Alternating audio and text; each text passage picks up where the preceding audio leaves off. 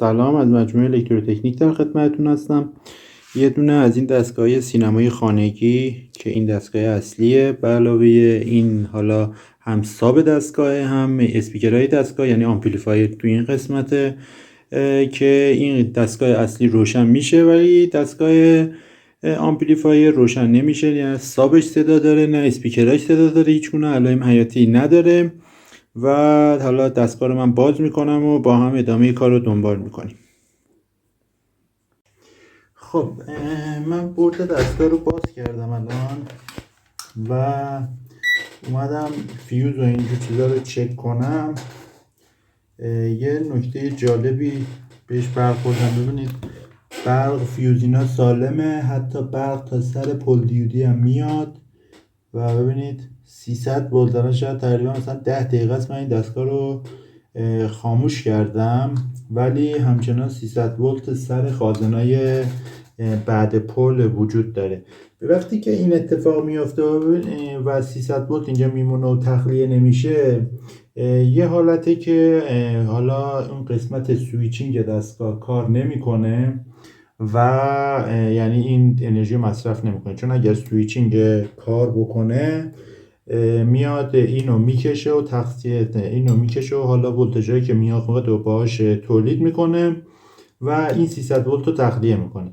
وقتی که این 300 ولت تو این حالت میمونه اینجا، یعنی که بخش سویچینگ ما دیگه کار نمیکنه. حالا نمیدونم چقدر مشخص هست، اینو بذارم اینجا. ببینید من الان سر مثبت منفی خروجی مثبت منفی پولو میگیرم. الان ببینید 300 ولت ما اینجا ولتاژ داریم، در صورتی که اگر سویچینگ کار میکرد ما این ولتاژ رو نباید اینجا داشته باشیم. خب میریم حالا بعد برد پاور رو باز کنم من و از پشت برد نگاه کنم، چون ببینید این یه سری بردش یه سری ولتاژهای مختلف رو داره درست میکنه. حالا دوتا حالا ترانس بگیم، سلف بگیم، چوک بگیم، حالا هرچی دوتا اینا داره. حالا باید ببینم که این آی سی هم اینجا یه دونه داره، بعد اینم که چیزه فکر کنم آی سی سویچ، این سویچینگش این باید باشه دیگه.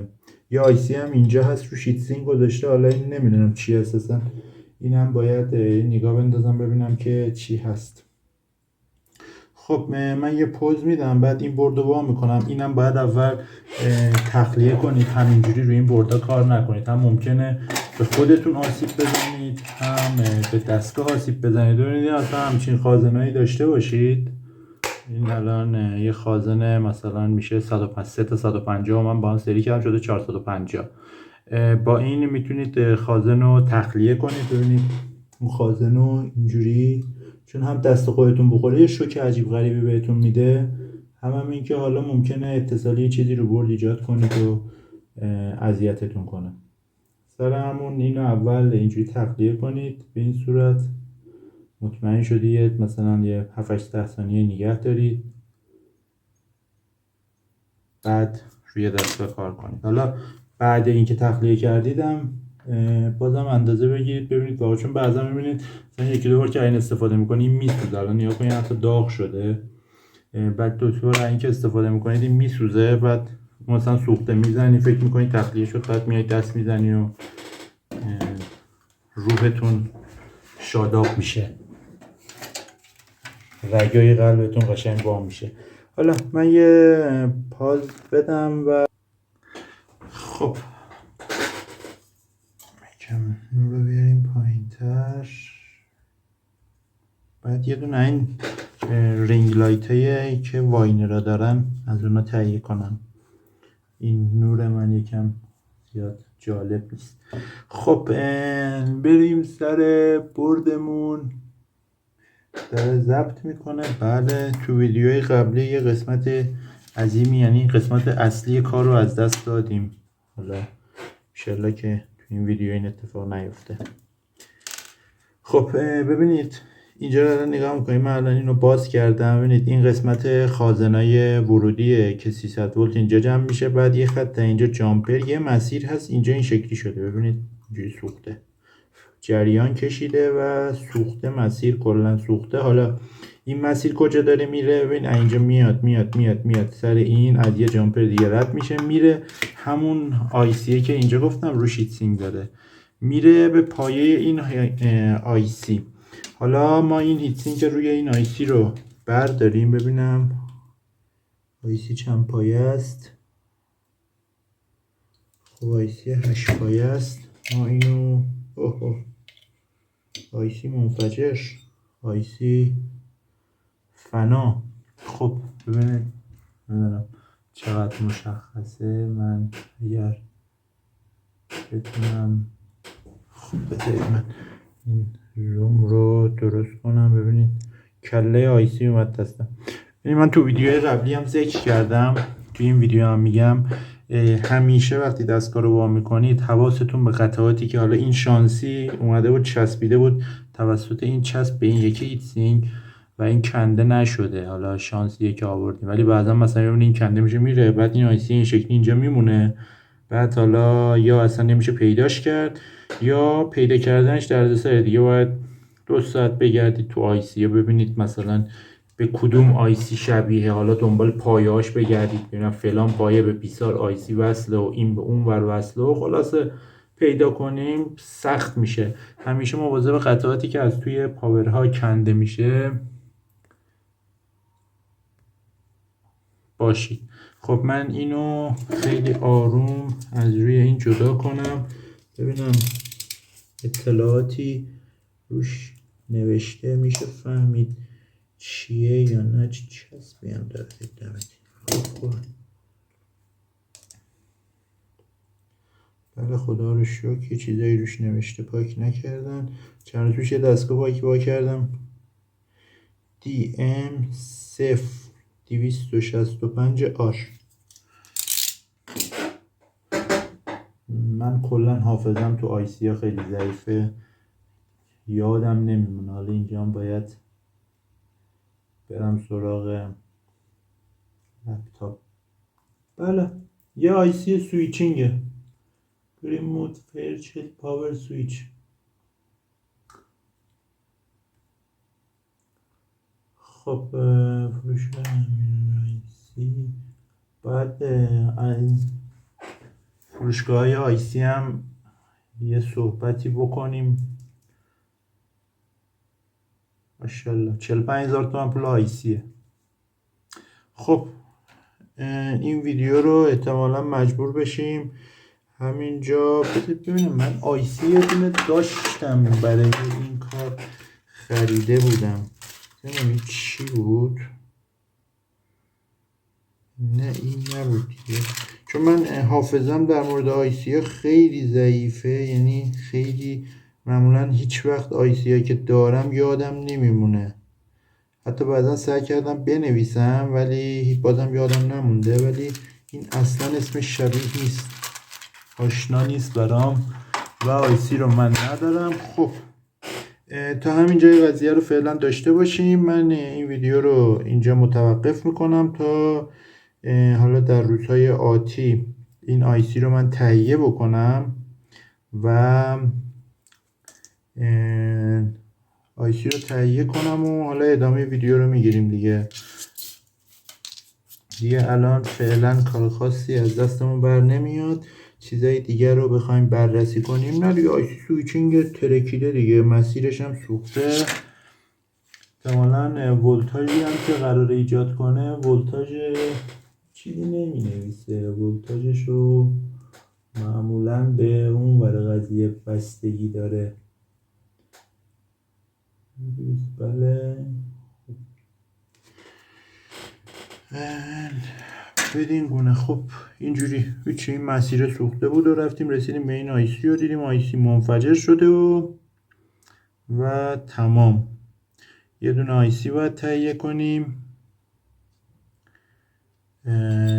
چه اتفاقی میافته ببینید. آره ببینید این وصل شده به این ترانس، به این چوک و این چوک هم ولتاژهای 5 و 12 مون رو این چوک ایجاد میکنه. بعد از این چوک میاد واسه تغذیه این یکی آیسی استفاده میکنه. ببینم تصویر شما در چه اندازه تصویر دارید. میاد برای تغذیه این استفاده میکنه و اینم میاد حالا ولتاژ فکر کن آره اینم میاد ولتاژ 34 ولت آمپلیفایر رو تعیین میکنه که اینجا هم نوشته خودش. چه پرت خوبیه، همه چی روش نوشته. آدمای حلال خوری بودن، حالا نمیدونم سامسونگ فکر کنم. خیلی انسان‌های خوبی هستن که کل اطلاعات مورد نیازمون رو روی خود دستگاه چاپ کردن و ما زیاد اذیت نشیم. خب من دیگه پرحرفی نمی کنم، آیسی رو تهیه میکنم. حالا ادامه ویدیو رو با هم بعداً هر وقت آیسی رو تهیه کردم دنبال میکنیم. خب سلام مجدد. ما آیسی رو تهیه کردیم. حالا این آیسی رو خارج میکنیم از روی بورد و آیسی جدید رو جا میذاریم. ببینیم چرا روش ماژیک خورده و تست کنیم ببینیم که تو چه وضعیتیه.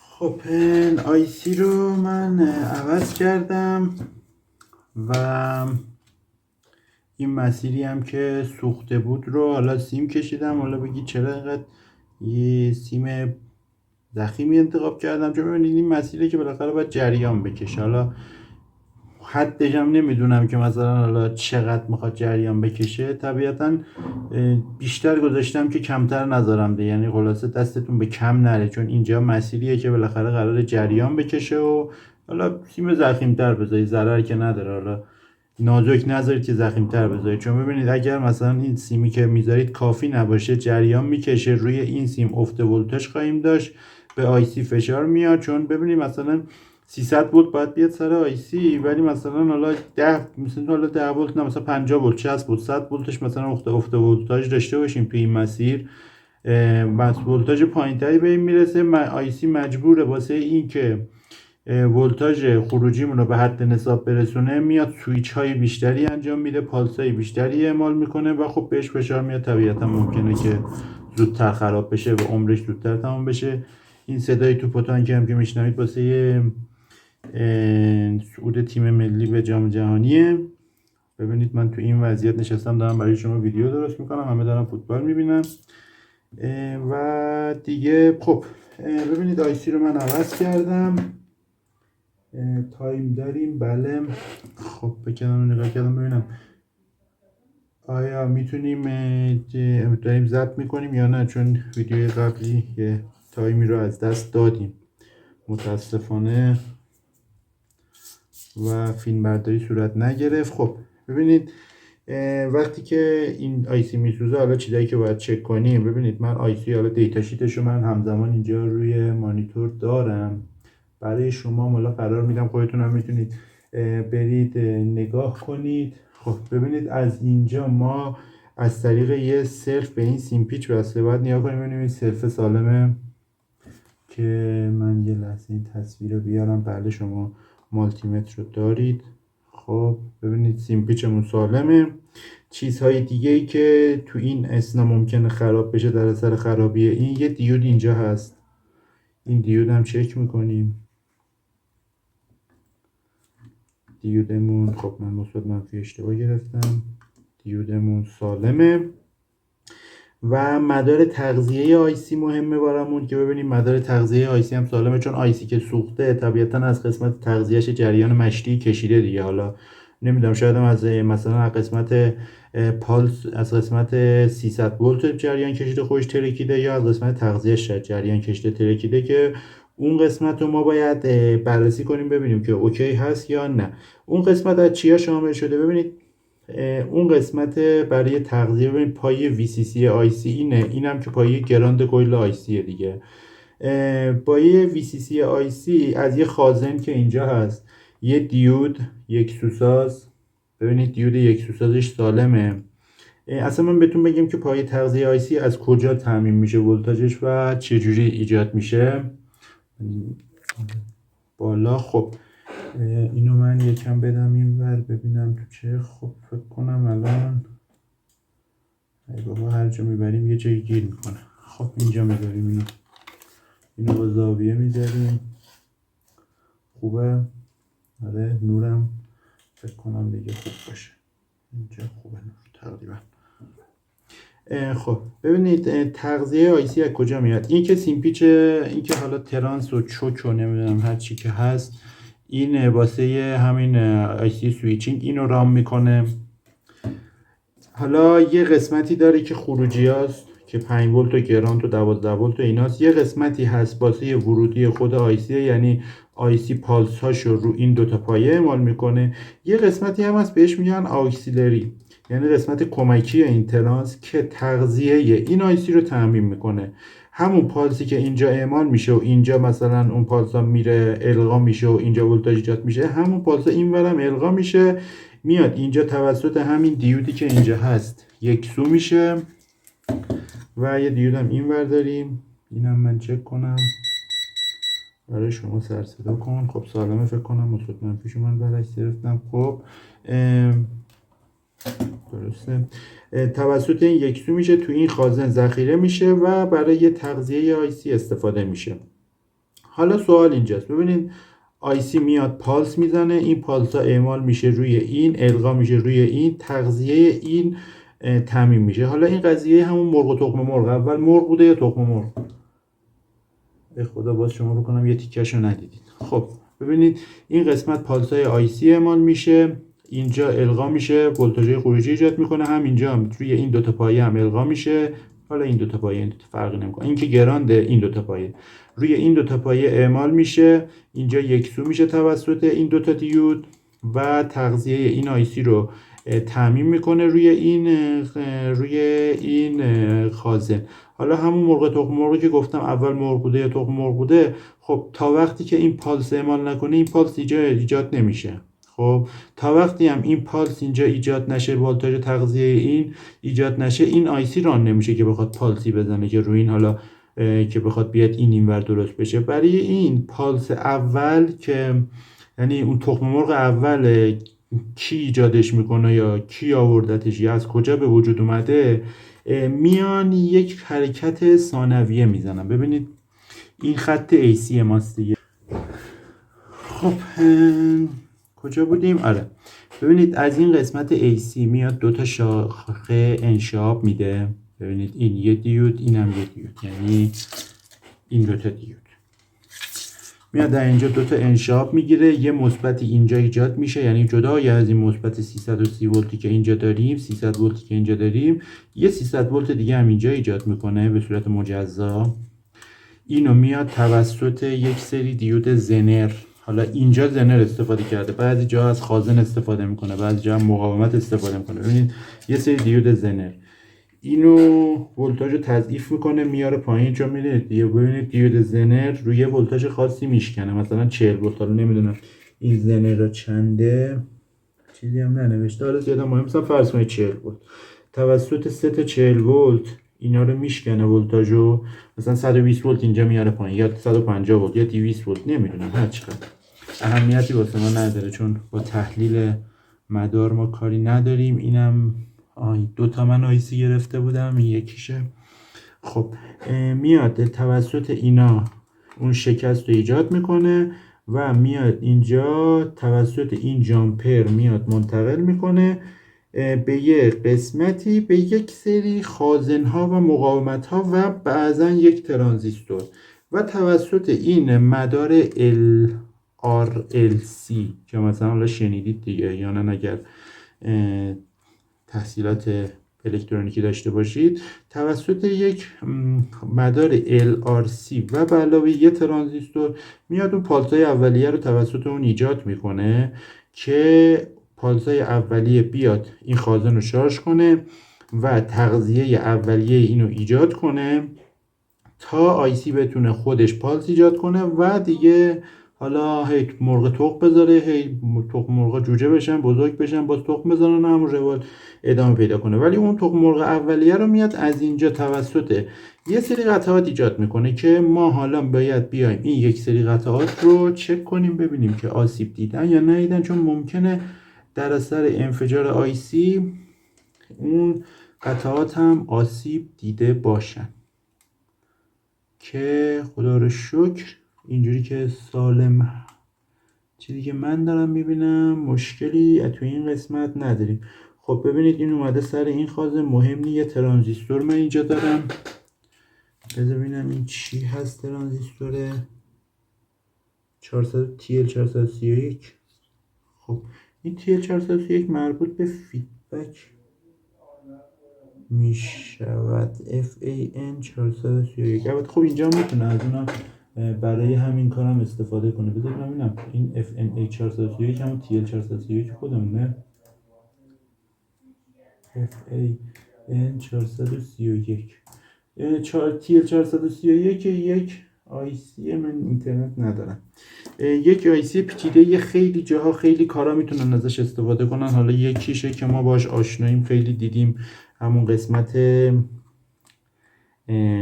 فیدبک برگشته و جای دیگه هم حالا خیلی جا استفاده میشه. یه آیسی برنامه پذیریه و ما خب در همین حد که شورت نباشه، شورتی نداشته باشیم برامون کافیه. این اینجا ایجاد میشه. بعد ببینید الان دقت بکنید اینجاها همون مداریه که احتمالا بابت همین کار انجام شده. بعد از همینجا میاد برمیگرده میره و اینجا میاد، اینجا میاد سر این خازن و بله ببین به همین قسمت چیز وصله. اینم تصویر کامل هست، گویا هست.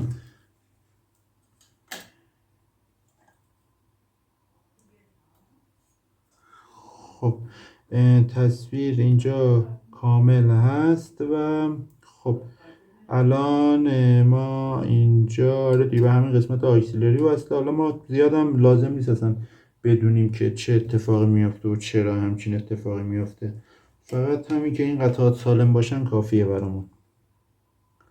این دیودم سالمه، این دیودم سالمه، شورتی تو این قسمت نداریم. یه دیود زنر هم اینجا داریم که این هم وظیفه یافته. خب این ببینید شورتی داریم اینجا. خب آره یه دیود زنر شورت داریم متاسفانه. خدا کنه داشته باشم. دیود زنری داریم که چک نکردم اون روزی من این مدار. الان دوباره باید خرید بزنیم و پول پیک بدیم.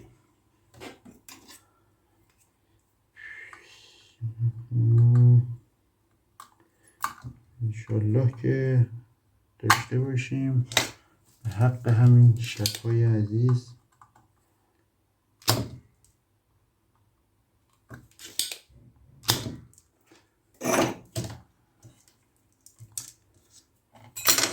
حالا کدوم شب‌های عزیز من نمیدونم، ولی خب بالاخره هر شبی باز خودش عزیزه. البته شب جمعه است امروز، بالاخره اونم شب عزیزی محسوب میشه برای تمام غیور مردان این مرز و بوم. ببینم شورتی رفت. ای خدا این سوخته. شما میبینید، ببینید این همون زنریه که قراره وضعیت میکنه.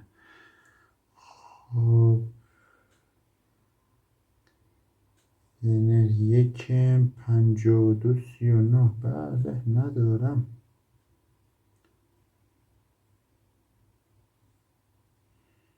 یکم 5239 بی ندارم. خداوند متعال، احتمالا مجبور شم مجدد شما رو به خداوند متعال بسپارم تا این زنه رو یا از جایی پیدا کنم یا این که تهیه کنم.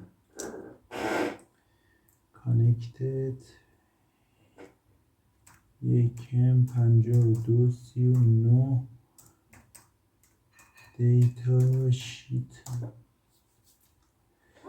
زنر دیود 9.1 ولت 500 میلی وات زنر دیود دیتا شیت. یکم 5239 9.1 ولت 9.1 ولت ندارم، فکر نکنم داشته باشم. خب سلام مجدد. پارت سوم تعمیر این دستگاه. دوباره مجبور شدم پیک بگیرم به خاطر یه دونه دیود زنر، یکن 47 یکن 5239 زنر 9.1 ولت نیم وات که من جاش 4739 گرفتم 9.1 ولت 1 وات. اصولا من زنرها رو 1 وات میگیرم که حالا بتونم هم جای نیم وات استفاده کنم هم جای 1 وات استفاده کنم که بعدها مشکلی برامون پیش نیاد. از این بابت رو بتونیم جای جفتش استفاده کنیم. اینقدر گذشت که جای زنرم کلا یادم رفت. اینجا بود فکر کنم. آره همینجا بود. خب خوبیمون گرم شده یا نه؟ گرم شده. بله روغن استفاده کنیم. یه مسئله دیگه ای هم ای که در همین حین من حالا دارین که دارم این دیودو جا میزنم براتون توضیح بدم. دوستانی که لطفا سوالی چیزی در مورد تعمیر، در مورد قطعات و یا هر سوال دیگه ای دارن تو همین قسمت کامنت ها قرار بدن. واتساپ که پیام بدن، واتساپ انقدر حجم پیامش بالا رفته که اصلا دیگه جواب مشتری ها من متاسفانه نمیتونم بدم. اون که هیچی اصلا میره. ولی بعضا میبینید دوستان زنگ میزنن و اون موقعی که شما زنگ میزنید معمولا من حواسم مثلا یه جای دیگه هست، مثلا یه کار دیگه ای دارم انجام میدم. مثلا میبینید من دارم مثلا چی بگم، مثلا برده مثلا پکیج دارم تعمیر میکنم، شما زنگ میزنید مثلا در مورد ریسیور سوال میپرسی. من اصلا تو اون لحظه هیچ تمرکزی رو اون سوالی که شما میگید ندارم، یا بعضا نمیتونم جواب بدم یا مگر جواب بدم مطمئنا چیز درست حسابی به ذهنم نمیرسه که مثلا بخوام راهنماییتون کنم. اگه دوستان سوالی چیزی هم دارن تو همین قسمت کامنت ها قرار بدم. من حالا سر فرصت فکر نکنم کامنتی جا مونده باشه و جواب نداده باشم. تو همین قسمت کامنت ها مثلا در مورد ریسیور سوال داری، همون تو مثلا زیر یکی از پستای ریسیور، در مورد آمپلیفایر یا پاور، در مورد هر چیزی که سوال دارید تو همون قسمت مربوطش اگر کامنت بذارید من سر فرصت مطمئنا جواب خواهم داد و کامنتی هم نبوده که تا حالا مثلا جواب نداده باشم من بهش. شاید مثلا ندیده باشم یا بعضا مثلا کامنت رو خونده باشم، مثلا چیزی به ذهنم نرسیده باشه خواستم فکر کنم مثلا در موردش، حالا بعدم فراموش کردم. ولی خب معمولا من تو اون قسمت هم کامنت های جواب نشد داده نشده رو همیشه نگاه میکنم که چیزی نمونه. پس اگر سوالی چیزی هم داری تو قسمت کامنت ها بپرسید، چون زنگ که میزنید یا میبینم از ذهنم مثلا یه جای دیگه است. مثلا شما زنگ میزنید یه چیز دیگه میپرسید، من اون دستگاهی که دارم تعمیر میکنم مربوط به اون یه جواب بهتون میدم و قطع میکنم میره و بعد شما میرید همون کار انجام میدید، دستگاه کلا نابود میشه. به خاطر اون موقعی که تماس میگیرید زیاد نمیتونم راهنمایی مفیدی انجام بدم. 2 6 قرمز، اونم بنفش، اونم قرمز، درسته. خب ببینم این زنره مربوط به چی میشد. آره دیگه زنره مربوط به همین مدار پالس اولیه میشد، همین جایی که سوخته بود.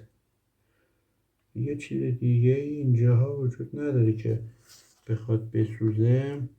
خب بریم واسه یه تست ببینیم چه اتفاقی میفته. یا همیشه وقتی میخواید تست بگیرید زیر اینجا رو حالا دستمال بکشید. من میزم شیشه‌ایه به خاطر این مقوا رو قرار میدم که این انعکاس نور تصویر رو خراب نکنه، تاریک نکنه.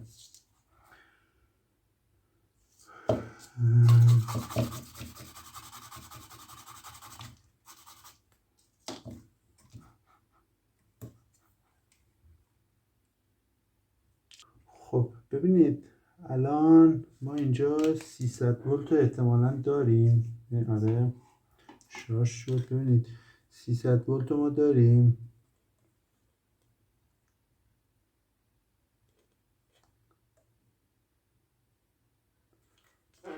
دو شاخه من فکر کنم مشکل داره، یه لحظه قطع میکنه. باید مجدد وصل کنم، مستقیم بزنم با لامپ تست نزنم.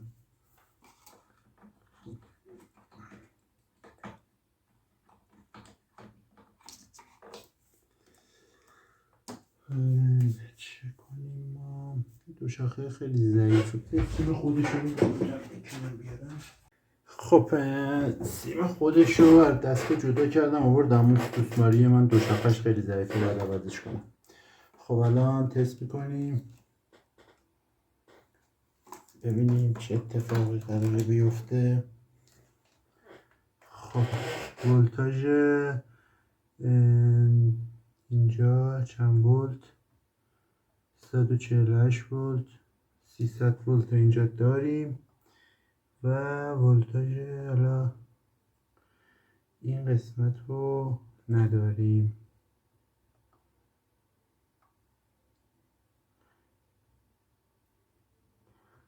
خب این گراند ما باشه.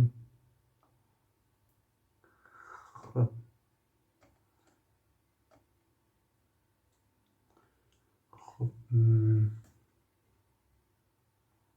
ولتاژ تغذیه آیسی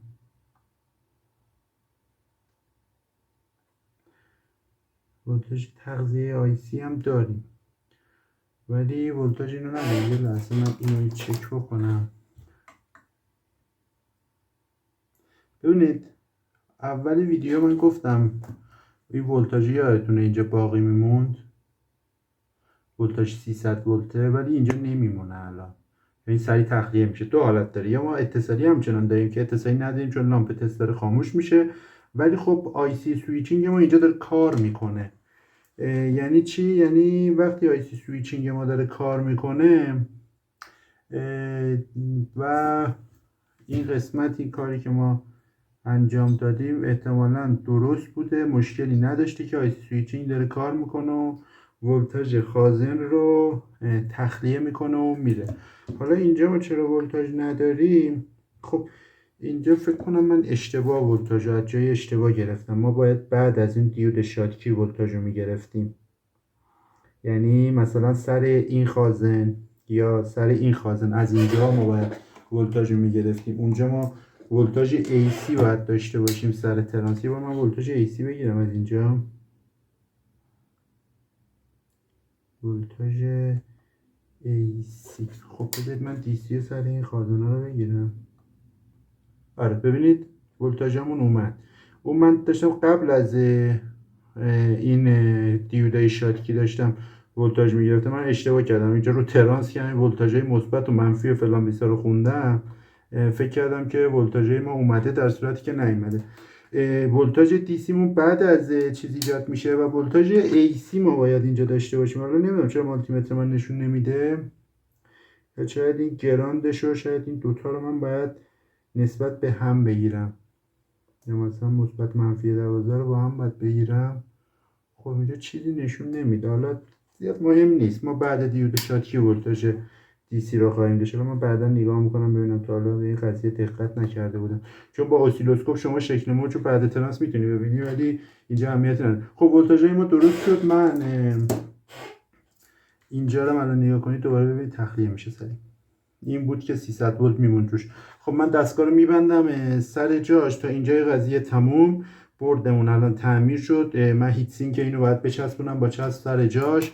این سیمی که اینجا کشیدم و سر جاش محکم کنم، قشنگ با چسب حرارتی سفتش کنم که بچسبه روی برد و مشکلی نداشته باشه و هیت سینک رو بذارم سر جاش. برد رو یه ترتمیز کنم، اون جایی که قلکاری انجام دادم و به مرتب بررسی کنم. همه چی که اوکی بود دستگاه رو میبندم روی یونیت اصلی و از تست نهایی هم براتون فیلم میگیرم و حالا و انشالله اگر برسم، الان تقریبا فکر کنم 3 تا ویدیوی آماده دارم ولی تو این لحظه هنوز فرصت نکردم ادیتشون کنم و قرار بدم تو کانال. حالا ادیت کنم و قرار بدم براتون. من دستگاه رو بستم، اتصالات رو برقرار کردم، یه دونه فلش گذاشتم دستگاه اصلی بخونه و حالا باید بذاریم دستگاه روشن بشه ببینیم تو چه وضعیتیه. منم اصلا تستش هم نکردم، نمیدونم روشن میشه یا نه.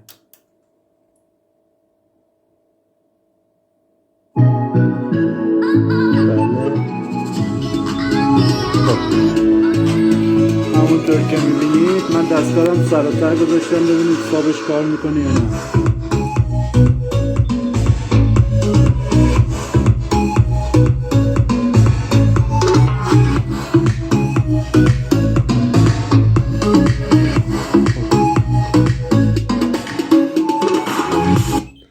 خب خوشبختانه تعمیر دستگاه موفقیت آمیز بود. بعد از 3 مرحله فیلمبرداری مختلف به نتیجه رسیدیم و دستگاه تعمیر شد. امیدوارم که این ویدیو هم براتون مفید بوده باشه، بتونید تو کاراتون ازش استفاده کنید. اگر سوالی موردی داشتید تو قسمت کامنت ها برامون قرار بدید، مطمئن باشید جواب میدم. دیر و زود داره، سوخت و سوز نداره. بعضی سوالا نیاز داره که در موردش فکر بشه، بررسی بشه. حالا اگر مثلا مطالعه‌ای شاید مثلا، چون ببینید شما که یه سوال میپرسید یا من میدونم یا نمیدونم. اگر ندونم که خب مطمئنا دوست دارم یاد بگیرم، میرم در موردش تحقیق میکنم. اگرم بدونم که خب همونجا جوابتون میدم. یعنی اگر سوالی مثلا پرسیدید و دیدید که مثلا حالا 2 روز 3 روز یه هفته 2 هفته جوابی بهش داد نشد، مطمئن باشید که من دارم در مورد اون سوالتون فکر میکنم و دستگاه رو دارم بررسی میکنم ببینم که آیا میتونم راه حلی واسه اون چیزی که گفتید پیدا کنم یا نه. پس مطمئن باشید جواب داده میشم. حالا اگه جوابی هم نداشتم که خب در نهایت میگم نمیدونم. یعنی از گفتن نمیدونم هیچ هراسی من ندارم. هیچ کسی کامل نیست، هیچ کسی همه چی رو نمیدونه و طبیعتا هممون باید در حال آموزش باشیم تا بتونیم پیشرفت کنیم. خب ویدیو رو من همینجا تموم میکنم. امیدوارم که براتون مفید بوده باشه. اگر دوست داشتید لایک کنید، کامنت بذارید و کانال رو سابسکرایب کنید، به دوستاتون بقیه همکارا معرفی کنید و تا ویدیوهای بعدی هم از حضورتون مرخص میشم.